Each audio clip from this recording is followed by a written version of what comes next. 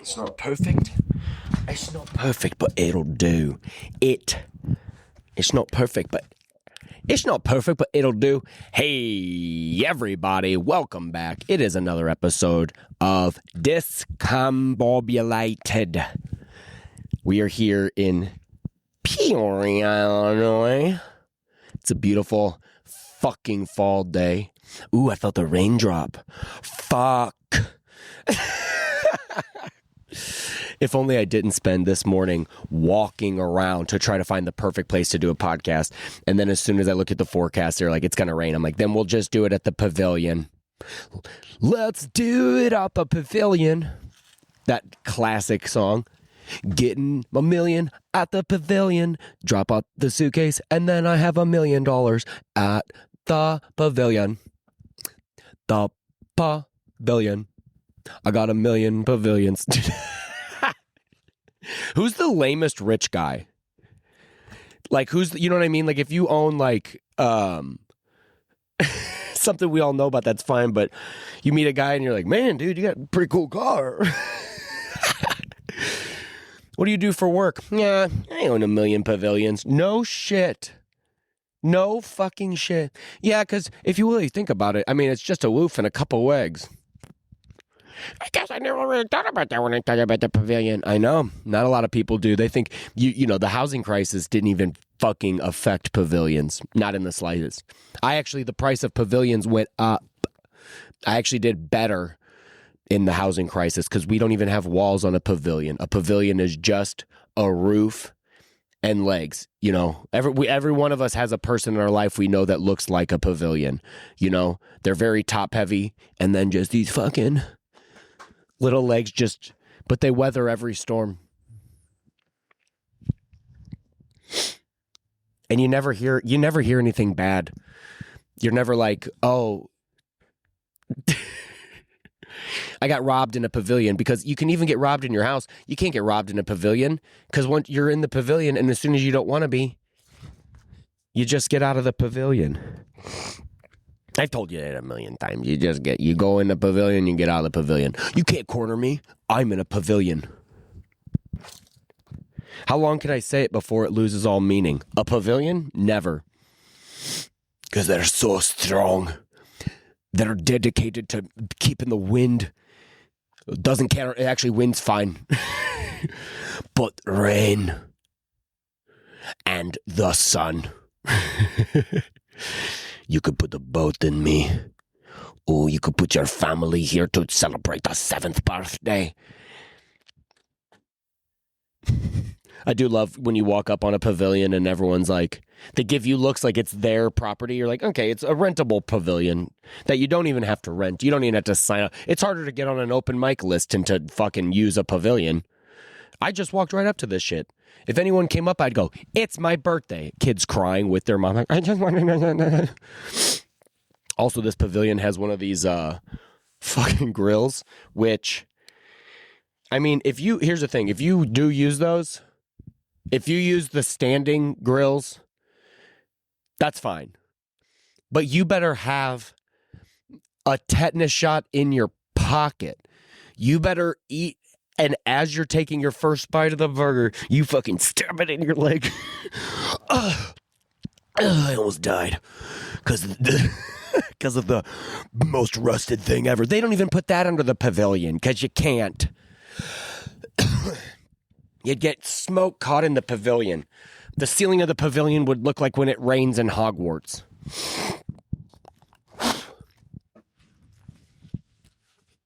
So... we done talking about the pavilion? I guess so. Good to see you. Thanks for being here. Thanks for coming to Peoria with me. That's where we're at. I am headlining this weekend. I'm at the Jukebox Comedy Club, and last night was awesome. It was so fun. I definitely like went up there with like the intent to fuck around. And sometimes as a comic, you know, like sometimes you'll be like, it'll kind of be like being cocky or confident, like on a date. Does that make sense? Like if you kind of show up like a little, you're like, I'm feeling pretty good. I've been, I'm in the zone. And then you show up and the other person isn't in that world. But if you are like super present, like last night I just went on stage and there was a broken chair and there's a painting of Richard Pryor and he looks unhappy. It's like that painting of Richard Pryor where he's like, for real? Like he doesn't look happy. And so I just went on stage and I just sat down and I was like, imagine I do the whole show like from here. And my legs, because the chair was broken, I went to put them up where a normal like bar would be on a chair, but my legs didn't do it, so it just swang. And I'm like, look how fucking dumb this looks. And then I was like, Richard hates this. And it was just one of those moments when you guys like, that doesn't sound funny. You did have to be there. That's why it's a podcast. We're recapping it, and it's free. The people last night paid to see my fucking amazing artistic endeavors put into the world. But you fucks, you just wait for me to upload them. Wait for me to upload them to the podcast.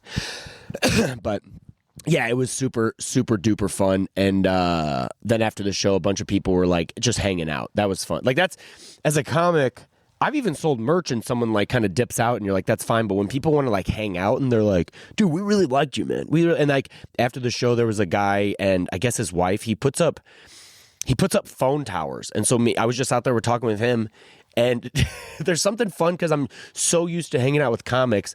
So when you're hanging out with comics, you kind of have to be like, you're really gotta have your A game because everyone else has their A game on. But when you're talking to a guy that puts up cell phone towers, bro, I mean, I said something off in my own, like, just like, something like this, and he couldn't stop laughing. And I was like, let's go. And then I met most of the audience because there wasn't a ton of people there last night, but they were mighty. They were mighty and tidy. And then after the show, I was making these two ladies laugh, and they kept hanging out. And then I asked both of them, I was like, what do you guys do for the work? And the one lady, she was like, oh, I do bowls. And I'm like, fuck yeah, I smoke bowls. And she's like, no, I'm like, oh, like the gong, like one of those. And she was like, yes. And I was like, man, you must be so good at bowling if that's your only job. Your only job is to show people the way of the gong, the way of the bowl gong. Gong, gong, gong, gong, gong. Body's like a truck. Gong, gong, gong, bong, bong. And you know, cause I go, make it sing it again. But that's what she and she also offered that. She got so excited. I was like, you do bowls? She was like, yeah. And I was like, fucking give me your bowls. Let me do the bowls on me.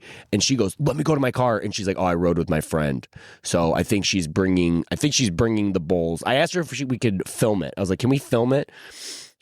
And she was like, and I was like, we don't have to film it. Because I know, she was like, it would take it out of it. And even though I am going to be me while I'm getting bowled out or whatever. But while I'm getting fucking bowled out, I'm gonna try to be serious. But I was like, I was like, can we film it? And she's like, yeah. And then she also goes, she told me, she goes, can I bring, what the fuck did she call it? She's like, can I bring my spirit rod? And I was like, what is that? And she goes, well, it's basically like, and she's like, in your brain, you have like 32 points and you're going to access all of them and stuff like that. And like all this stuff. And she kept calling it an access bar. She goes, can I bring my access bar? And I was like, hey, lady, you're not getting any access into anything on your, I do. And they were dying. They were all dying. But I was like, what's this access bar? And I was like, I just hold it. And that's what I thought, because she's like, there's 32 points. So like I hold it and then I'm just like, and I just like see like my future, everything's calmer. And she was like, no, it's actually not even a bar. I'm like, well, then why is it called an access bar? And she looks at her hands and she goes, well, there's these points on your hands. And because I've dated a witch, I knew what she was talking about. Like in that world of witchiness, you have to like, your powers have to be invited in like a vampire. Like, because she kept saying access bar. I'm like, you can bring whatever bar. You can bring a crowbar, hit me over the head and rob me, and you'll be like, $6? That's all this motherfucker had. Mm-hmm. Watch my podcast. I always wear the same clothes. This is actually the newest clothes I've ever had. This I got a long time ago. This jacket.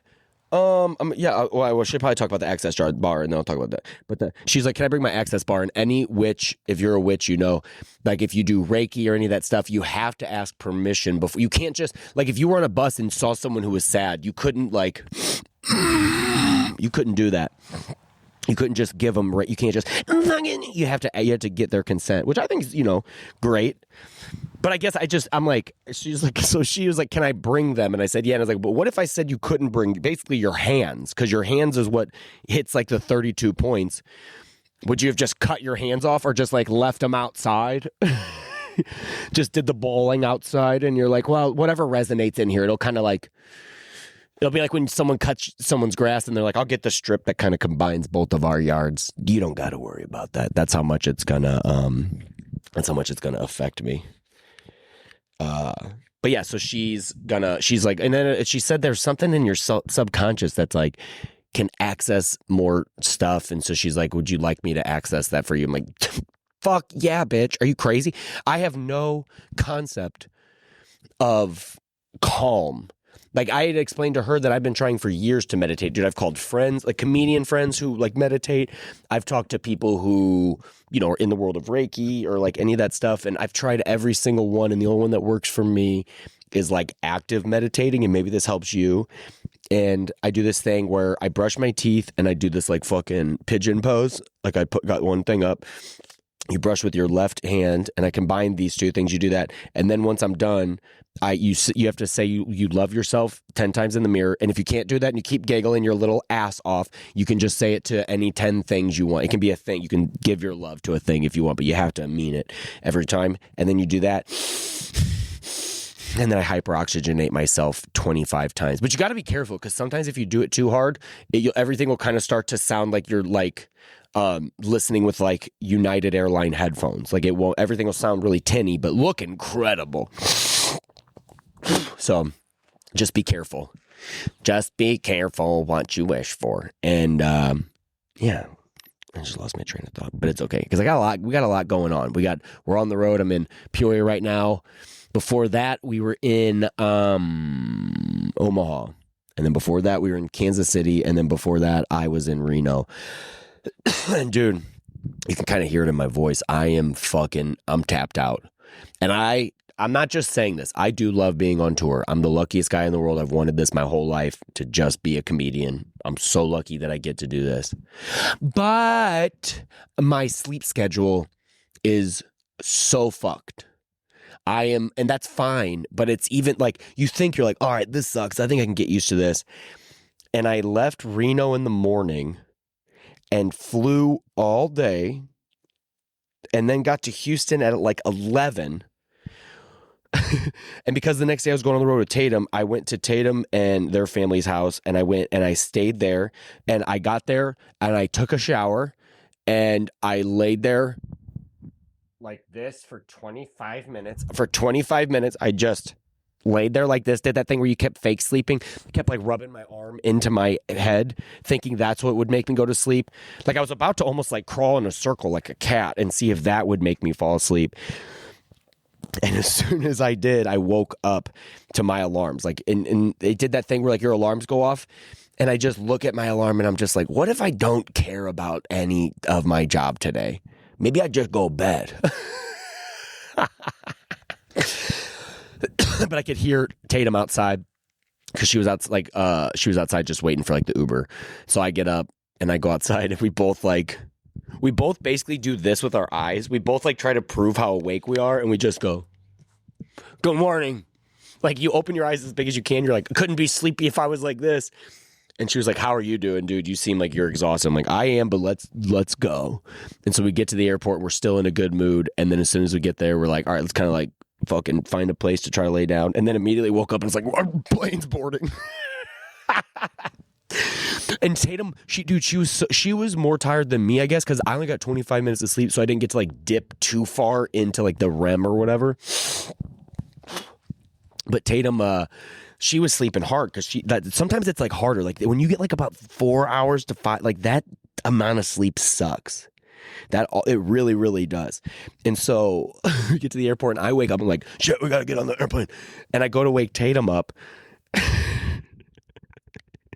And at an airport, I'm dressed kind of rough. Like I'm kind of dressed like how I am now. I'm just like, I got a jean jacket on. I got my hood up. I got my glasses on. And you don't look at me and you're like, I'll trust that guy if I left my bag right here for a second. And so Tatum's sleeping. And so I go, hey, Tatum. And she didn't wake up. So then I have to do that thing where you kind of like shake her. But then it just looks like I'm some guy because we were sleeping like on like whenever you can stretch out, you have to take up like 6 seats and then you leave 2 in between because we put all our stuff. So it basically kind of looked like I woke up and groggily just went up to a girl and was like, hey, wake up. Hey, bitch, wake up. Get the hell up. I want to talk to you before I go to Dallas.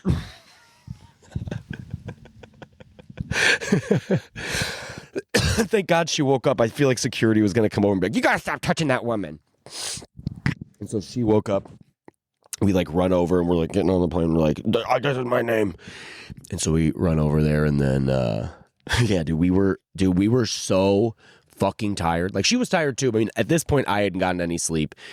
And dude, I don't think I really honestly haven't. Last night I kind of caught up, but I've been sick. So I had to wake up in the middle of the night and went downstairs and got like water, which the lady let me take it for free because the other day I went up there and she goes, can you please wait for a second? I'm so sorry. I'm like, dude, take your time. And later she goes, I remember you let me wait. You like weren't mean earlier. Here's free water. Here's that thing you need to survive. You don't pay anything for that. I'm like, thank you. I did get 2. It would have been $17. So thank you for not making me pay. And yeah, so I was just like, I haven't been feeling good, haven't been able to catch up on sleep. And then we went to the next airport and we got to lay down for like a little bit. But God, dude, isn't there... There's nothing really more embarrassing than waking up at an airport when other people around you are just like not sleeping. And they've all slept at the airport too, but we look at someone who's sleeping as if they're homeless. And you're like, they're bothered. You're just like, excuse me. Like just because you're tired, people don't want to get like you're tired on you or whatever.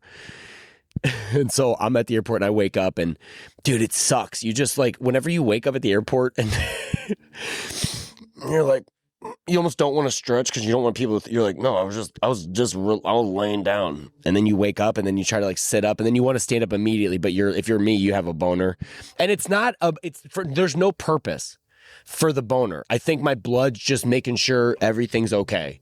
And then so I have to just sit up and just kind of sit for a second and just be like,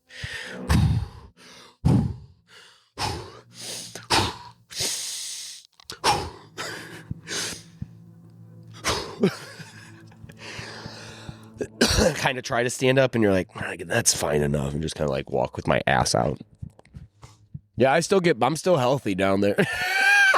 That's the grossest thing I've ever said. Hey, I'm actually kind of still healthy down there. I'm not. I got to go to the doctor like Willie soon.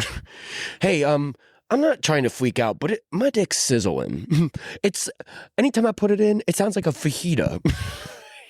It sounds like a fajita coming out of an Applebee's. Watch out. Ooh, dick stories. Where was I? Yeah, so me and Tatum, and then we were on the road.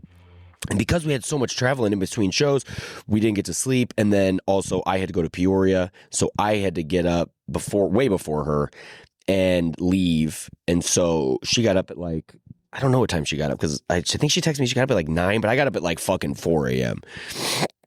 And I still hadn't got any good night's sleep. And I went to the airport and dude, I'm just excited to get like a full night's sleep and to wake up and be like, let's go today. But I keep waking up and I'm just like, oh, my back hurts. I'm just at the airport. I'm fucking looking for vitamins. I'm like, give me vitamins. I've been taking vitamins like my ex. Like my ex would take so many vitamins. I'm like, I actually don't really know if that's good for you. I do a shot. But I'm like, I actually don't think you should do that much vitamin C. You can actually overdo it. I don't know if you know that. I don't know if you know about the C world. Whoa, look at this big ass daddy long leg.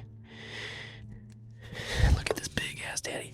I know they can't bite you, but I also don't necessarily want to pick them up.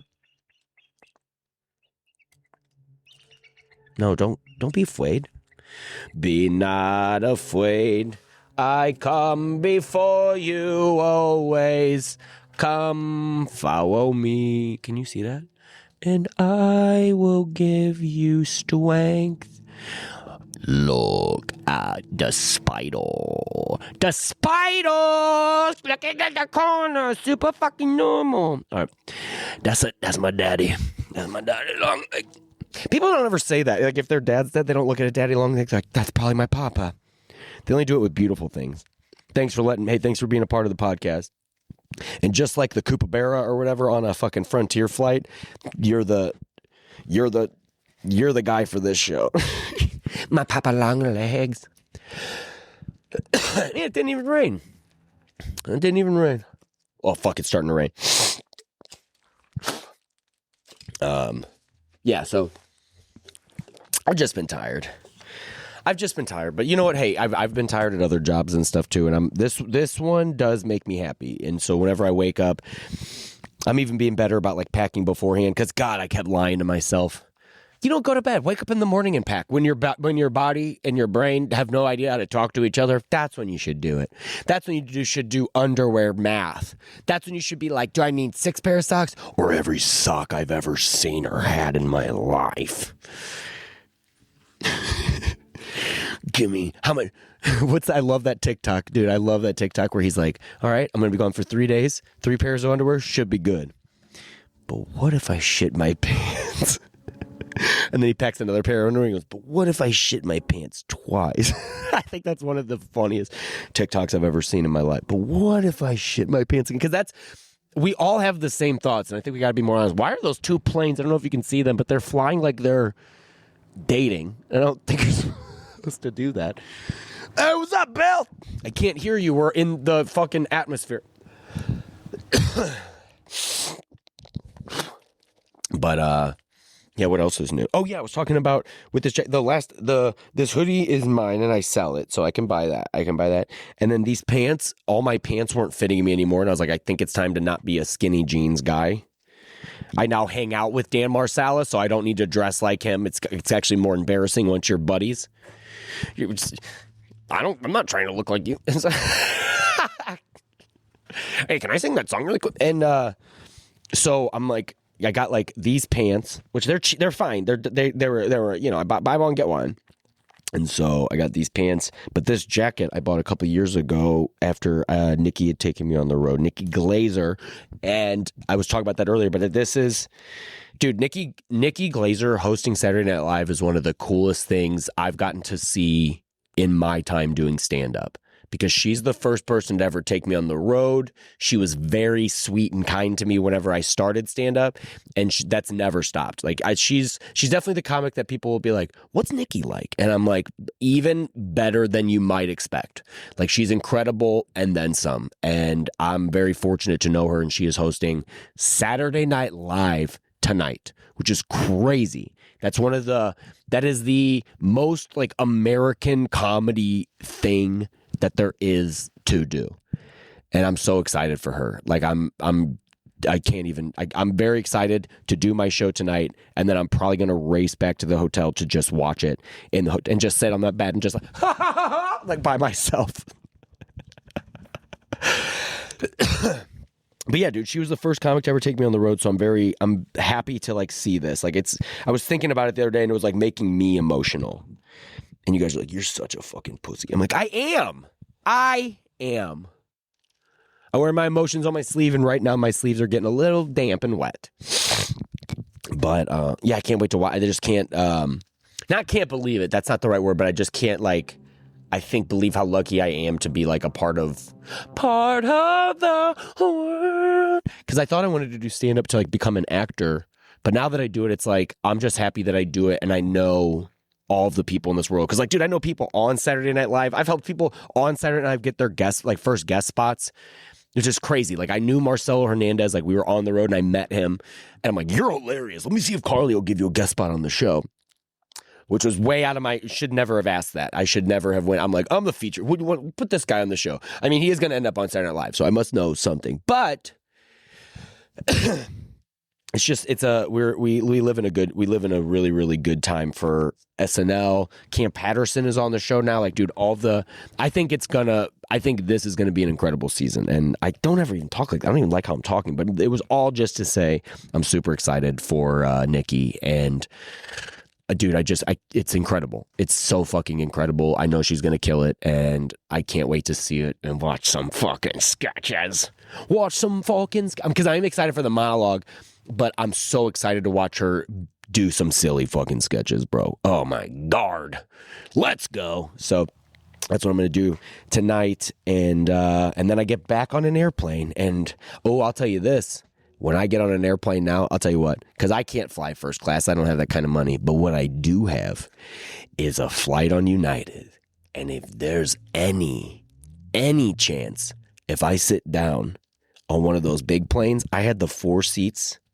I actually was supposed to sit in a different seat, but I just came over here and I had 4 seats. And as soon as they took off, I laid down completely straightened out.